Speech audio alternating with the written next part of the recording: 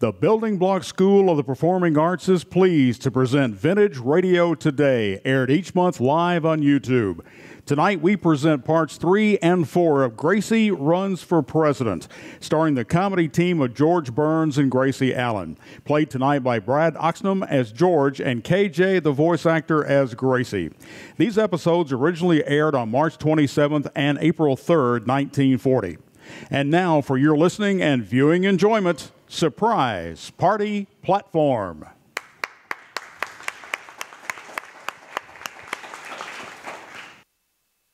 Gracie, the newspapers all over the country are waiting for your party platform. Oh, yes. I was working on it last night, and I'll read what I've written.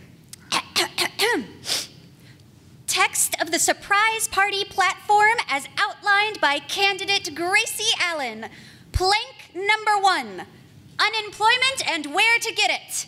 Unemployment and where to get it? Now, please, George. I thought of it first. Yes, that's yours. Under my administration, the government will give free correspondence courses so that people who can't find jobs in their own line will soon be without jobs in 3 or 4 different types of work.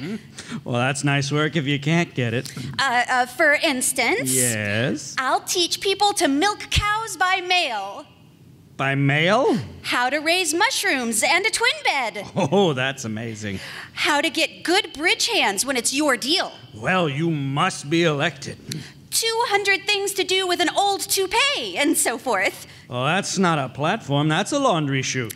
Now, George, I'm reading. Oh, yes. I'll even give a home course in barbering if I can get Montana to cooperate. Well, I'll talk to him. My plan is to send each student barber a live sheep and a razor. That's a lovely plan. Then, when he's learned to shave the sheep, he can write his own diploma on the sheep's back. Where does he learn to write? Now, please. Oh, you're coming to that, okay. This is better than having a sheepskin in a picture frame, because with a live sheep hanging on his wall, a barber will have something to wipe his hands on. Oh, that's not bad. Now.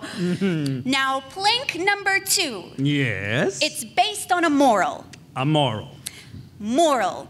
To prevent wrinkles, hang your face up at night. You don't wear your pants to bed, do you? Oh, that's just what this country needs. Of course. And it's covered under this heading, My Plan for Sociable Security. Sociable security. Yes. To be secure sociably, stay away from society. Say, that's good. Oh, it's terrific. Dinner parties are getting so ritzy that even if you find the right soup spoon, you're still puzzled. You don't know which fork to pick it up with. Well, that's why they put pencils on the end of erasers. George, do you want to hear this or don't you? I don't. Well, then listen. There are more rules of etiquette than traffic laws.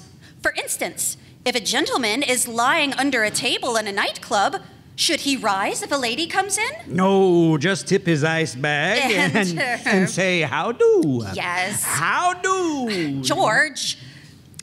And what should a girl do after a gentleman brings her home from a cafe? Should she ask him in to meet her husband? Well, should she? Well, let the Republicans answer that. Gracie, I'd like to ask you one thing. What does your surprise party stand for? Well, because it would look silly lying down. Well, it would not. Plank number 3. You know, I don't think Social Security is any problem at all. All you have to do is have trousers come up with 2 pairs of suspenders. Yeah, and that could hold up the budget at the same time. Now, Gracie, in your platform, aren't you going to say anything about finances? Finances? I certainly am. I think every girl should have one. Yeah. And now for plank number 3, which is also based on a moral. What's the idea with all these morals? Well, they're mostly to fill the cracks between the planks. So it matches your head? Yeah, I thought so, yes. Oh, I better take it. Hello, you remember me? Charlie Henderson, the fellow who wrote the campaign song. Oh, yes, hello, Charlie. Hello, Mr. Henderson. You're Mr. Henderson. And what is it you want? I want to talk to Charlie. Look, I'm George Burns. Oh, wait, I'll see if he's in. Here, Gracie, you talk to him. I'm going nuts. Oh, hello, Charlie. Hello, Gracie. Well, look, I'll be a trifle late. I'm on my way to meet you. I've got a one-way street, and it took me a little out of my way. Well, where are you? In Salt Lake City. Oh, well, don't worry. Instead of an 8:30 dinner, we'll make it 8:45. Goodbye. Goodbye. He came down to meet you here, and he's in Salt Lake City. Well, you see, he washed his car this morning, and he can't do a thing with it. Well, he ought to trade it in for a rattle. Plank number 3. Bigger figures for small businessmen. Bigger figures for small businessmen? That's to keep their bustles out of the red, I guess. Yeah. Yeah. A chicken in every pot is fine if you're not the chicken. I see. Mm-hmm. But what this country needs is a pretty girl in every lap. Hey, you're onto something there. Sure. Idle knees are the root of all evil. Idle knees? Plank number 4. Hello, Gracie. Oh, hello, Charlie. Do you mean to say you came all the way from Salt Lake City in 2 minutes? Well, I would have been here sooner, only I had an accident. An accident. I went through the windshield. Attaboy. Please don't pat me on the back. My head keeps falling off. Oh, I've had enough of this. Plank number 4. Immorality. And I've had enough of that, too. I've had enough of these. After this short break of about 1 minute, we'll be back with the conclusion of Gracie Runs for President.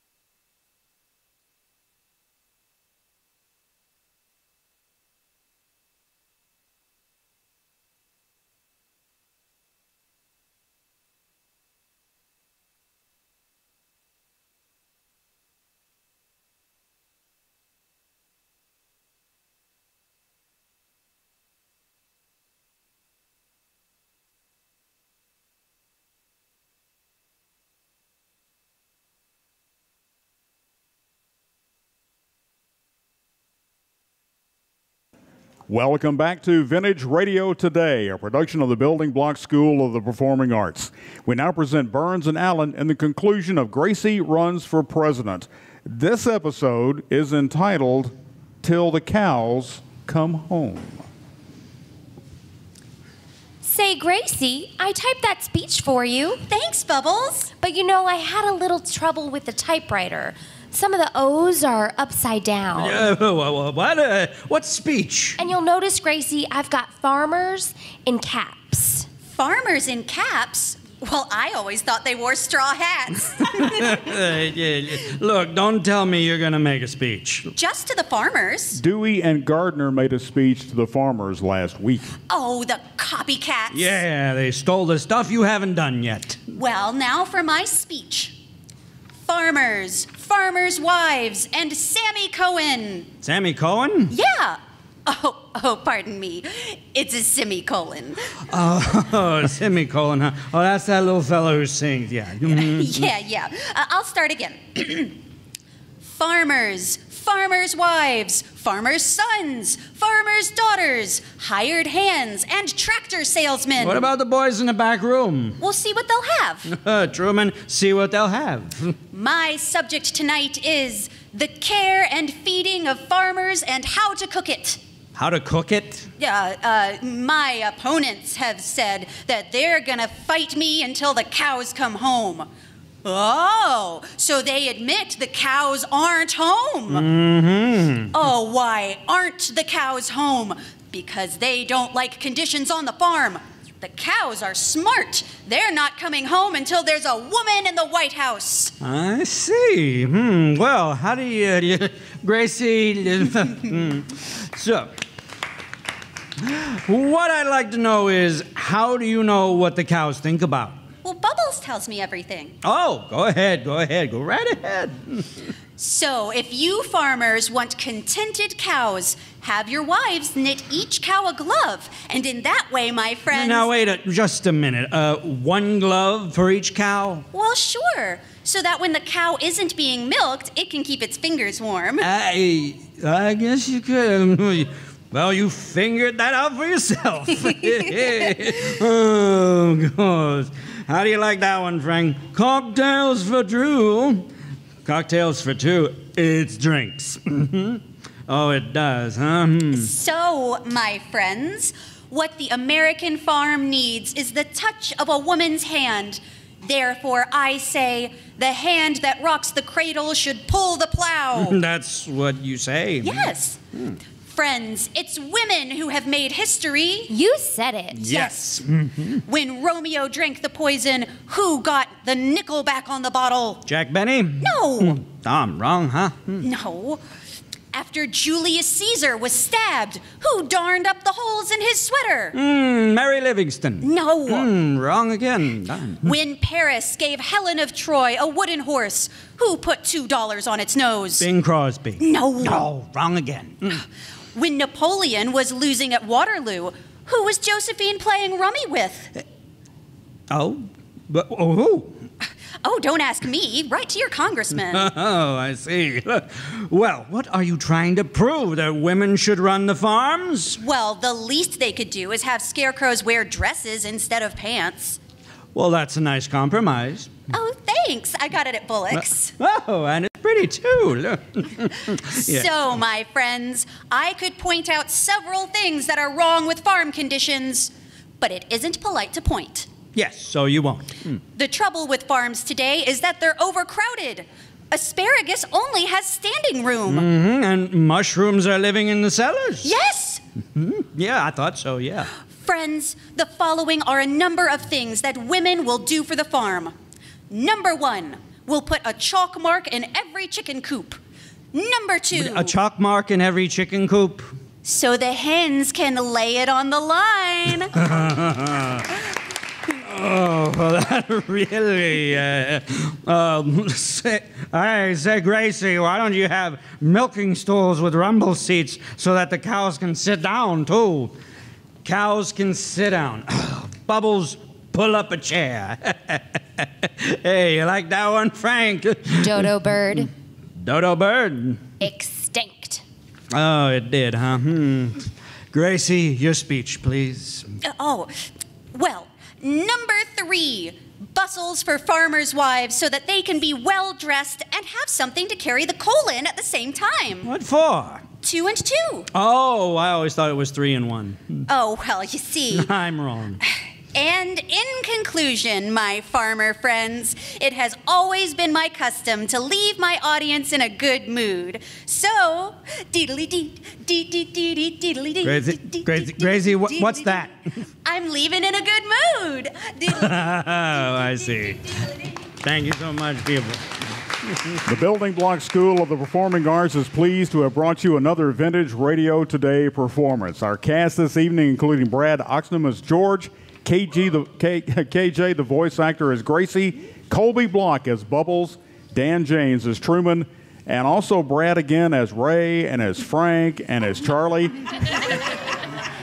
And Sherry Johnson on the Foley cart with the sound effects. Join us again next month for another edition of Vintage Radio Today, presented by the Building Block School of Performing Arts. Everyone have a nice evening. Yeah. Break legs, everybody.